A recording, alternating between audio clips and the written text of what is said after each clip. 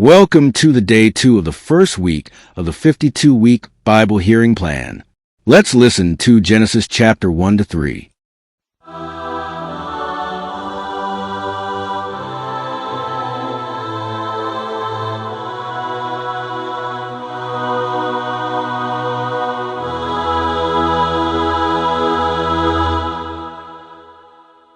Genesis chapter 1. In the beginning God created the heavens and the earth. Now the earth was formless and empty. Darkness was over the surface of the deep, and the Spirit of God was hovering over the waters. And God said, "Let there be light." And there was light. God saw that the light was good, and he separated the light from the darkness. God called the light day, and the darkness he called night. And there was evening, and there was morning, the first day. And God said, "Let there be an expanse between the waters to separate water from water." So God made the expanse and separated the water under the expanse from the water above it. And it was so. God called the expanse sky. And there was evening, and there was morning, the second day. And God said, "Let the water under the sky be gathered to one place, and let dry ground appear." And it was so. God called the dry ground land, and the gathered waters he called seas. And God saw that it was good. Then God said, "Let the land produce vegetation, seed-bearing plants and trees on the land that bear fruit with seed in it, according to their various kinds." And it was so. The land produced vegetation, plants bearing seed according to their kinds, and trees bearing fruit with seed in it according to their kinds. And God saw that it was good. And there was evening, and there was morning, the third day. And God said, "Let there be lights in the expanse of the sky to separate the day from the night, and let them serve as signs to mark seasons and days and years, and let them be lights in the expanse of the sky to give light on the earth." And it was so. God made two great lights, the greater light to govern the day, and the lesser light to govern the night. He also made the stars. God set them in the expanse of the sky to give light on the earth, to govern the day and the night, and to separate light from darkness. And God saw that it was good. And there was evening, and there was morning, the fourth day.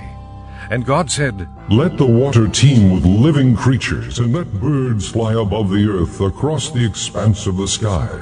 So God created the great creatures of the sea, and every living and moving thing with which the water teems, according to their kinds, and every winged bird according to its kind. And God saw that it was good.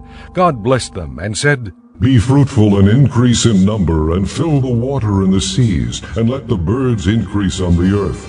And there was evening, and there was morning, the fifth day. And God said, "Let the land produce living creatures according to their kinds, livestock, creatures that move along the ground, and wild animals, each according to its kind." And it was so. God made the wild animals according to their kinds, the livestock according to their kinds, and all the creatures that move along the ground according to their kinds. And God saw that it was good.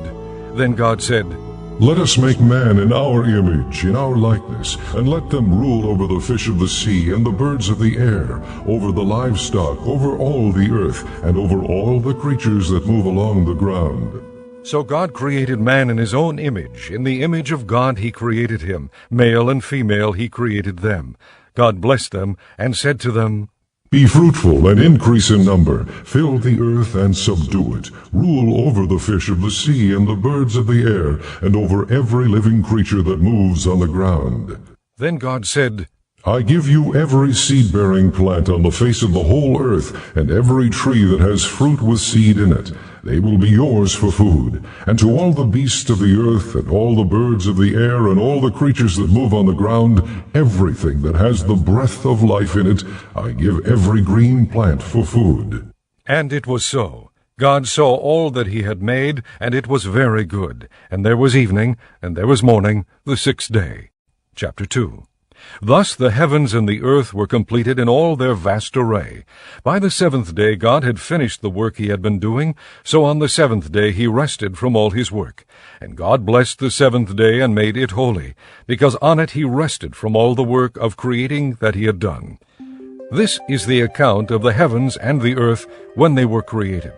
When the Lord God made the earth and the heavens, and no shrub of the field had yet appeared on the earth, and no plant of the field had yet sprung up, for the Lord God had not sent rain on the earth, and there was no man to work the ground, but streams came up from the earth, and watered the whole surface of the ground, the Lord God formed the man from the dust of the ground, and breathed into his nostrils the breath of life, and the man became a living being.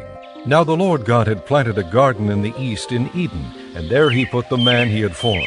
And the Lord God made all kinds of trees grow out of the ground, trees that were pleasing to the eye and good for food.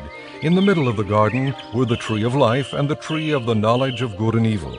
A river watering the garden flowed from Eden. From there it was separated into 4 headwaters.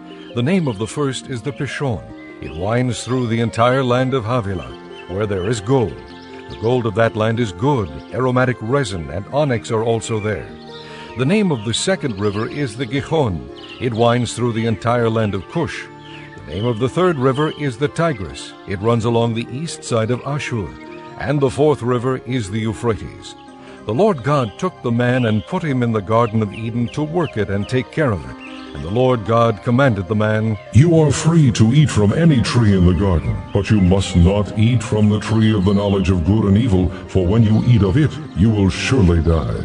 The Lord God said, It is not good for the man to be alone. I will make a helper suitable for him. Now the Lord God had formed out of the ground all the beasts of the field and all the birds of the air. He brought them to the man to see what he would name them, and whatever the man called each living creature, that was its name. So the man gave names to all the livestock, the birds of the air, and all the beasts of the field. But for Adam no suitable helper was found. So the Lord God caused the man to fall into a deep sleep, and while he was sleeping, he took one of the man's ribs and closed up the place with flesh. Then the Lord God made a woman from the rib he had taken out of the man, and he brought her to the man. The man said, This is now bone of my bones and flesh of my flesh. She shall be called woman, for she was taken out of man. For this reason a man will leave his father and mother, and be united to his wife, and they will become one flesh. The man and his wife were both naked, and they felt no shame. Chapter 3. Now the serpent was more crafty than any of the wild animals the Lord God had made.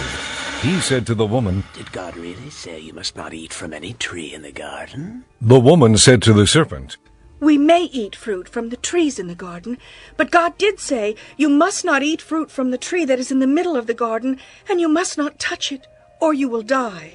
You will not surely die. the serpent said to the woman, For God knows that when you eat of it, your eyes will be opened, and you will be like God, knowing good and evil. When the woman saw that the fruit of the tree was good for food, and pleasing to the eye, and also desirable for gaining wisdom, she took some and ate it. She also gave some to her husband who was with her, and he ate it. Then the eyes of both of them were opened, and they realized they were naked, so they sewed fig leaves together and made coverings for themselves. Then the man and his wife heard the sound of the Lord God as he was walking in the garden in the cool of the day, and they hid from the Lord God among the trees of the garden. But the Lord God called to the man, Where are you? He answered, I heard you in the garden, and I was afraid because I was naked, so I hid. And he said, Who told you that you were naked? Have you eaten from the tree that I commanded you not to eat from? The man said, The woman you put here with me, she gave me some fruit from the tree, and I ate it. Then the Lord God said to the woman, What is this you have done? The woman said, The serpent deceived me, and I ate. So the Lord God said to the serpent, Because you have done this, cursed are you above all the livestock and all the wild animals. You will crawl on your belly, and you will eat dust all the days of your life. And I will put enmity between you and the woman, and between your offspring and hers. He will crush your head, and you will strike his heel. To the woman he said, I will greatly increase your pains in childbearing. With pain you will give birth to children. Your desire will be for your husband, and he will rule over you.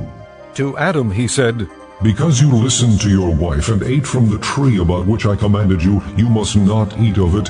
Cursed is the ground because of you. Through painful toil you will eat of it all the days of your life. It will produce thorns and thistles for you, and you will eat the plants of the field. By the sweat of your brow you will eat your food until you return to the ground, since from it you were taken. For dust you are, and to dust you will return.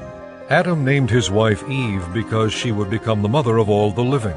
The Lord God made garments of skin for Adam and his wife and clothed them. And the Lord God said, The man has now become like one of us, knowing good and evil. He must not be allowed to reach out his hand and take also from the tree of life and eat, and live forever. So the Lord God banished him from the Garden of Eden to work the ground from which he had been taken.